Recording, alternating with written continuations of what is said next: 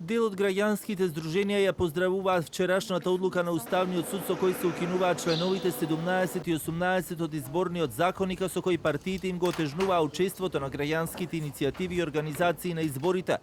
Во дописот до јавноста посочуваат: во предлог рефератот судијата изразил сомнеж за новите измени од уставна гледна точка, односно дека со нив се повредени темелните вредности на уставот, правната сигурност и предвидливост, начелото за владење на правото. Председателот на Уставниот суд Дарко Костадиновски вчера веќе укажа на важноста на политичкиот плурализам како темелна вредност на уставниот поредок.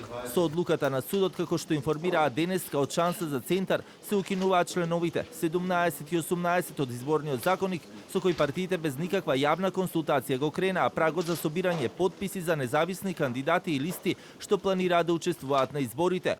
Инаку, измените за изборниот законник беа донесени во собранието во март 2024 со 84 гласа за и само 2 воздржани.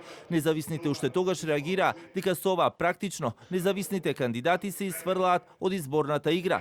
Пример за кандидирање пратеници во изборна единица 1 наместо 1000 со измените беа потребни 3372 подписи.